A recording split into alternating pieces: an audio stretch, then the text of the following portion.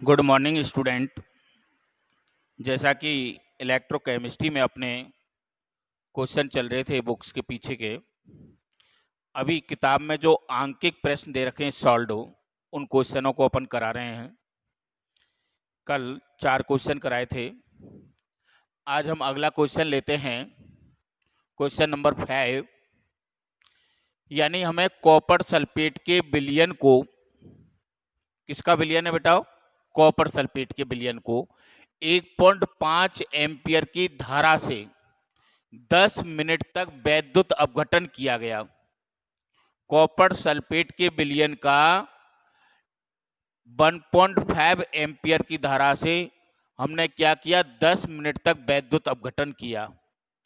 तो अब वो ये जानना चाह रहा है कि कैथोड पर कॉपर इलेक्ट्रोड जो होगा वो कैथोड का कार्य करेगा, तो कैथोड पर निक्षेपित कॉपर का द्रव्यमान क्या होगा? यानी कैथोड पर निक्षेपित कॉपर की मात्रा वो ज्ञात करवा रहा है। ठीक है, हम जान रहे हैं डैनियल सेल में कैथोड जो होता है वो कॉपर का इलेक्ट्रोड होता है और उस पर कॉपर सल्फेट का विलयन भरा रहता है, जिस पर कॉपर क्या होता है? निक्षेपित होता है। तो उसमें ही क्वेश्चन बनाया गया है। तो देखो, समय हमें दे रखा है 10 मिनट। तो पहले तो समय को हम सेकंड में कन्वर्ट कर लें। तो सबसे पहले t इजिकल टू जो होगा वो होगा 10 इंटू 60, क्योंकि 10 मिनट में इसको हम सेकंड में कन्वर्ट करेंगे तो 60 से मल्टीप्लाई, तो 600 सेकंड हो। ये हो गया समय। अब हम बेटा आवेश की मात्रा ज्ञात कर सकते हैं, क्योंकि निक्षेपित पदार्थ की मात्रा ज्ञात करने के लिए हमें आवेश की मात्रा की आवश्यकता पड़ेगी। ठीक है, तो आवेश की मात्रा कैसे ज्ञात करते हैं? तो आवेश इजिकल टू होता है बेटा धारा इंटू समय। आवेश क्या होता है? धारा इंटू समय, आई इंटू टी। अब धारा की मात्रा कितनी दे रखी है? 1.5 एम्पियर, तो 1.5। समय कितना है? अभी हमने निकाला 600, तो 1.5 इंटू 600 यानी कितना हो जाएगा? 900 कूलम आवेश हुआ। क्लियर? कोई दिक्कत यहां तक? सबसे पहले हमने समय हमें मिनट में दे रखा था, उस समय को सेकंड में कन्वर्ट कर लिया। अब हमें आवेश की मात्रा की आवश्यकता पड़ेगी। आवेश इजिकल टू होता है बेटा धारा इंटू समय। धारा का मान कितना दे रखा है? 1.5 एम्पियर।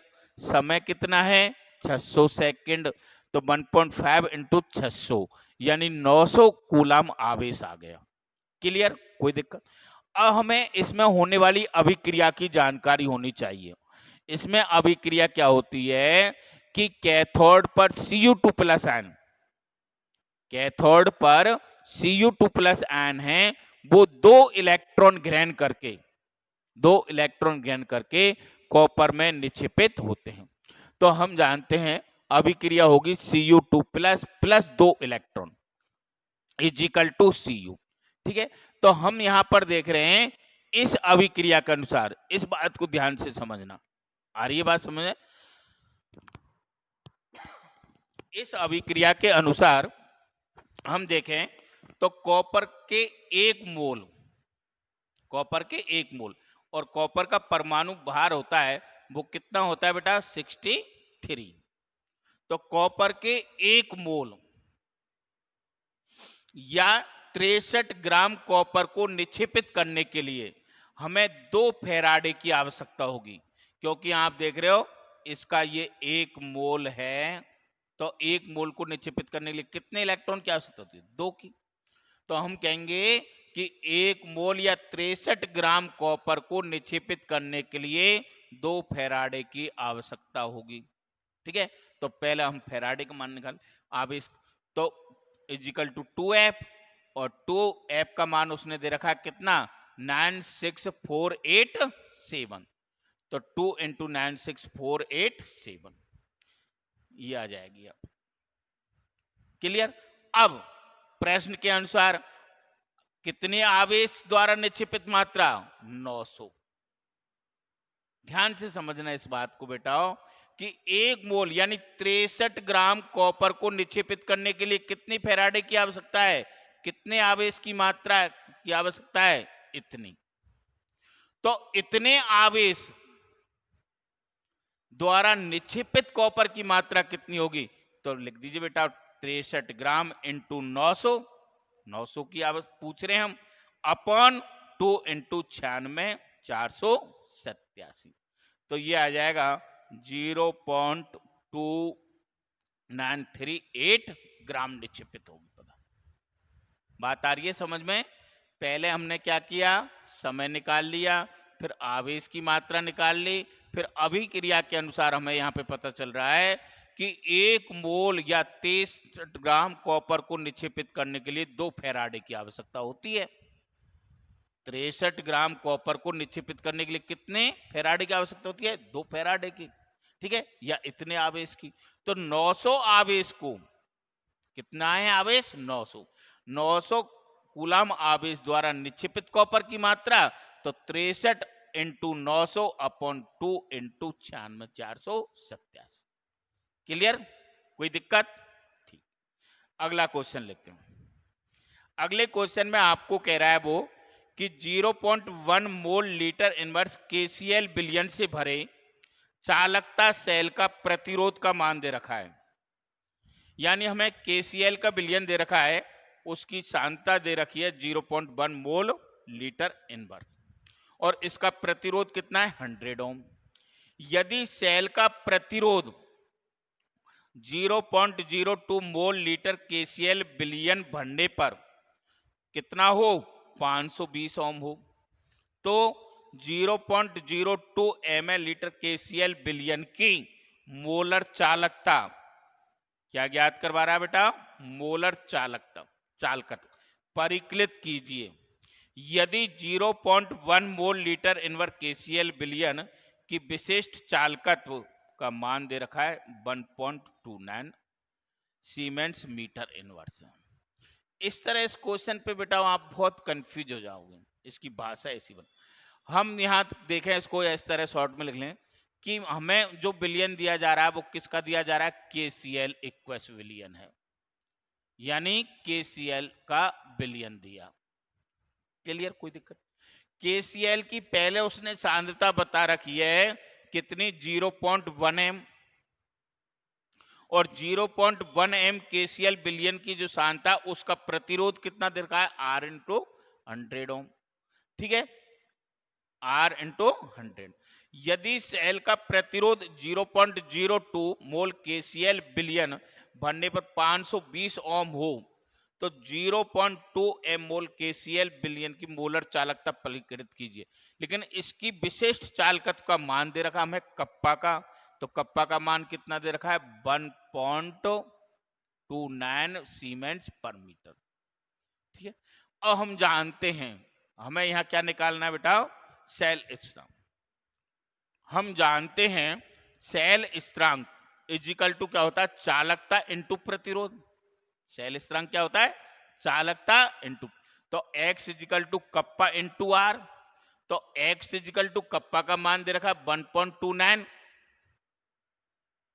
मान रख दिया 1.29 मीटर इनवर्स ओम प्रति ओम, इंटू प्रतिरोध दे रखा है 100, तो ये आ जाएगा बेटा 129 मीटर इनवर्स।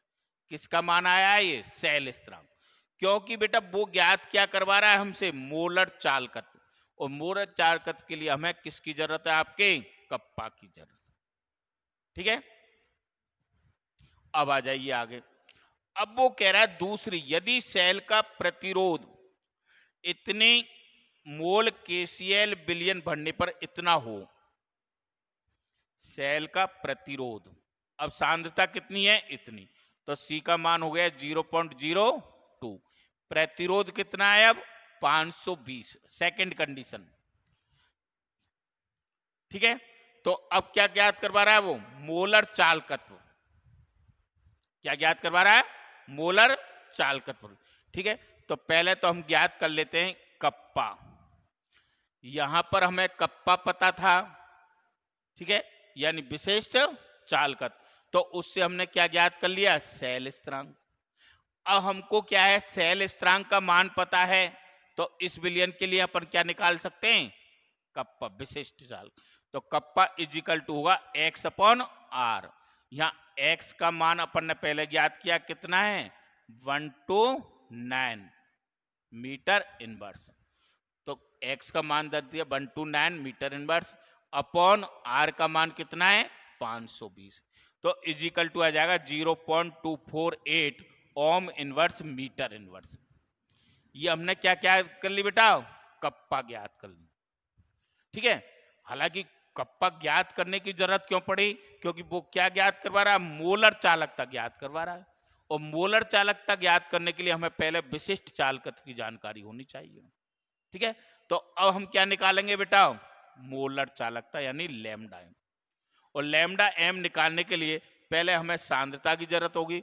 तो सांद्रता उसने क्वेश्चन में दे रखे 0.02 मोलैलिटी। ठीक है, इसको हम 0.02 मोल लीटर इनवर्स को 1000 से गुना कर देंगे अपन, सांद्रता आ जाएगी आपके 20 मोल।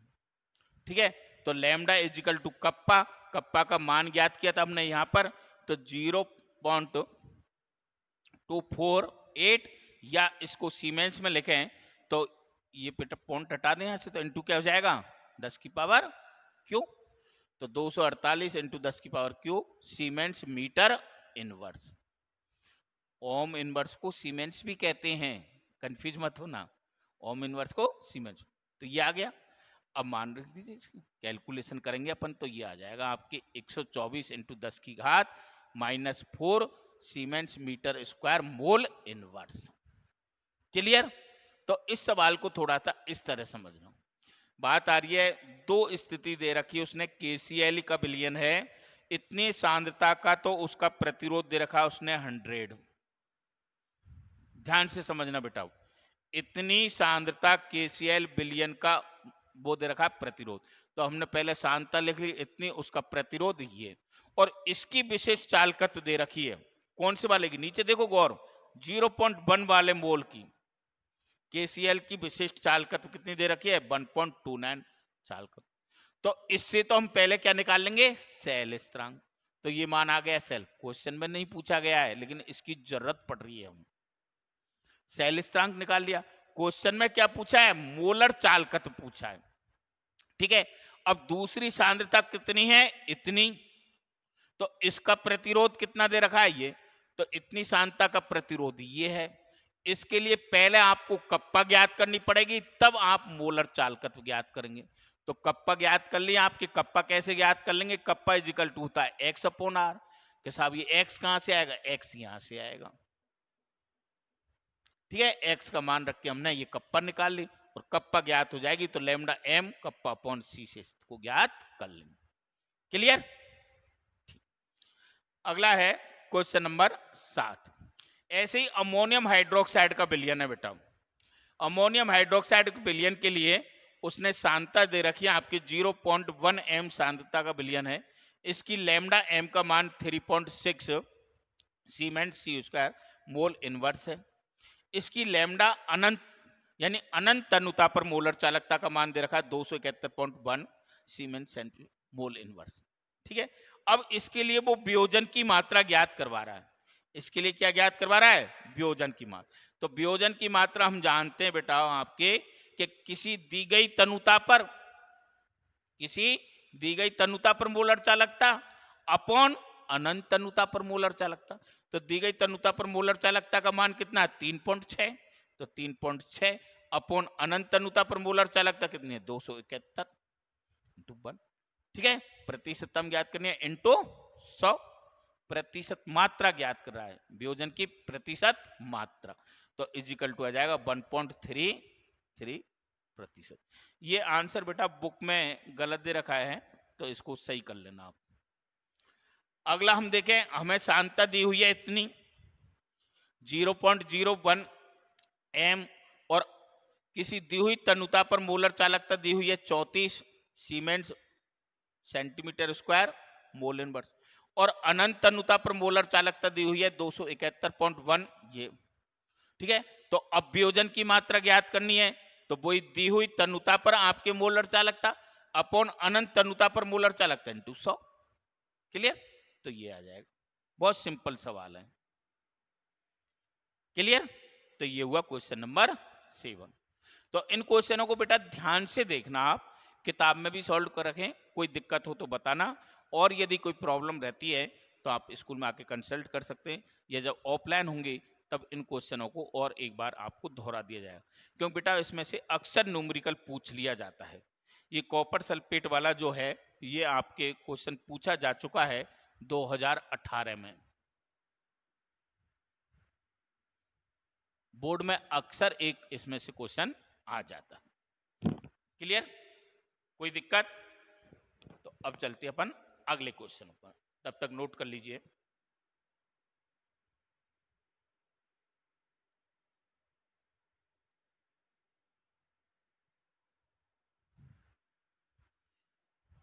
हाँ तो देखिए अगला question number 8, Ni2 plus Ni electrode के मानक अपचयन इलेक्ट्रोड विभव ज्ञात कीजिए। हमें क्वेश्चन में कह रहा है वो Ni2 प्लस Ni इलेक्ट्रोड बनाया उसने, इसके मानक अपचयन इलेक्ट्रोड विभव का मान ज्ञात करना है, जबकि सेल बना के दे रखा उसने। सेल कैसे बनाया है? Ni2 प्लस बनैम सांता और Cu2 प्लस कन्वर्ट Cu। ये सेल है जिसका सेल विभव का मान दे रखा है हमें 0.59 वोल्ट है, ठीक है। तथा कॉपर इलेक्ट्रोड यानी अर्ध सेल विभव का भी मान हमें दे रखा है 0.34 वोल्ट। जैसा कि हम जानते हैं, यदि ये मान नहीं देता तो अपन को याद है कॉपर इलेक्ट्रोड का होता है वो 0.34 वोल्ट होता है। बहुत ही सिंपल क्वेश्चन है, आराम से हम कर सकते हैं, क्योंकि हम सेल का विद्युत भागबल जानते हैं। तो सबसे पहले तो इसके लिए सेल आरेख लिख लें। तो सेल आरेख हम लिखेंगे तो निकल 2 प्लस का मानक अपचयन विभव तो Ni convert to Ni2 plus बनेम लवण सेतु दिखा देंगे Cu2 प्लस कन्वर्ट Cu, ठीक है। अब सेल का सेल विभव हम देखें, सेल का सेल विभव तो देखिए ई सेल इजिकल टू होता है E naught cathode minus E naught anode, E naught cathode minus E naught, ठीक है। तो अब कैथोड कौन सा होगा? हमेशा सेल आरेख में एनोड को पहले दर्शाया जाता है और कैथोड को बाईं तरफ, ठीक है। तो ई कैथोड कौन सा होगा? कॉपर। तो E naught Cu2 plus Cu minus E naught Ni2 plus Ni। Clear?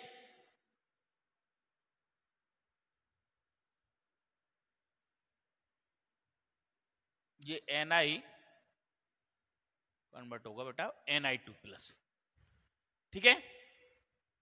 मान रख दीजिए ई नॉट सेल का मान हमें प्रश्न में देखा है कितना है 0.59 इजिकल टू कॉपर इलेक्ट्रोड का अर्ध सेल इलेक्ट्रोड विभव दे रखा अपन को 0.34। किसका ज्ञात करना है? निकल का ज्ञात करना है।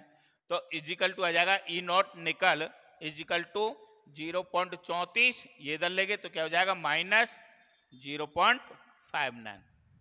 बात आ रही है समझ में? एक बार दोबारा से समझिए। सबसे पहले हम इसके लिए सेल आरेख लिख लें। सबसे पहले हम क्या करेंगे इसके लिए? सेल आरेख।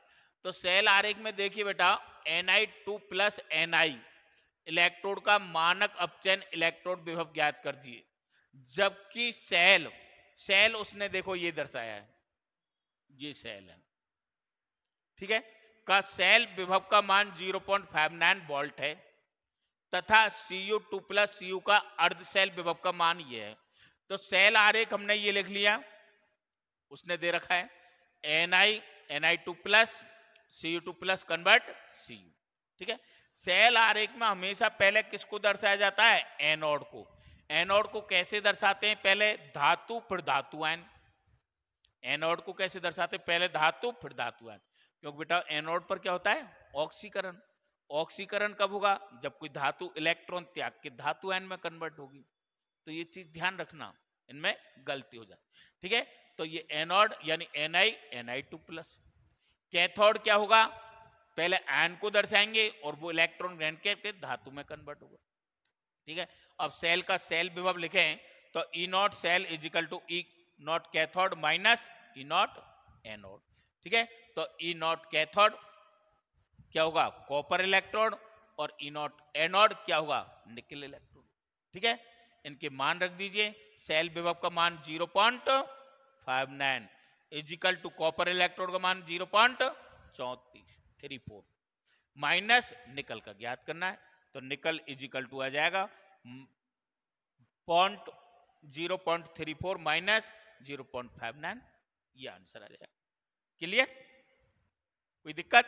चलो अगला क्वेश्चन है, यदि कॉपर इलेक्ट्रोड का मानक अपचयन विभव का मान दे रखा हमें, कॉपर इलेक्ट्रोड के मानक अपचयन विभव का मान है +034 वोल्ट है, तो 0.1 एम मोलर कॉपर आयन युक्त विलयन की सांद्रता दे रखी है मोलरिटी में, 0.1 एम कॉपर आयन युक्त विलयन के कॉपर इलेक्ट्रोड का विभव ईएमएफ ज्ञात कीजिए। प्रश्न से कुछ समझ में आ रहा है? देखिए, कॉपर इलेक्ट्रोड का मानक अपचयन विभव का मान दे रखा उसने। अब इस सांद्रता के कॉपर आयन युक्त विलयन के कॉपर इलेक्ट्रोड का इलेक्ट्रोड विभव ज्ञात करवा रहे हो, कर सकते हैं। कैसे? पहले अर्ध सेल अभिक्रियापन लिखें तो Cu2+ होगा 2 इलेक्ट्रॉन 1m Cu। अब इसमें क्या लगेगा, नेटसेट समीकरण लगेगा।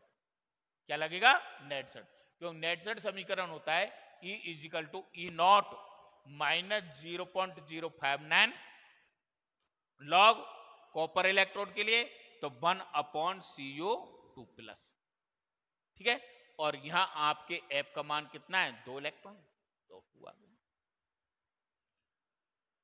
जब Cu2+ आयन की सांद्रता कितनी दे रखी है, 0.1 m है, तो मान रख दीजिए E equal to 0.34 minus 0.059/2 log 1 copper आयनों की सांद्रता कितनी है, 0.1 कॉपर आयनों की सांद्रता रख दी। सॉल्व कर लीजिए, E इजिकल टू 0.34 माइनस 0.059/2, और ये इसका मान कितना जाएगा, 10, तो ये जाएगा log 10। और हम जानते हैं log 10 का मान कितना होता है, 1। क्वेश्चन में भी दे रखा उसने हिंट के लिए। ठीक है, तो मान रख दिया, तो E इजिकल टू आ जाएगा 0.34 माइनस 0.059/2। ठीक है, डिवाइड करके घटा के आया, तो ये आंसर आ जाएगा, यानी E इजिकल टू आएगा 0.31 वोल्ट। क्लियर, कोई दिक्कत? दोबारा से देख लीजिए, बहुत सिंपल क्वेश्चन है बेटाओ।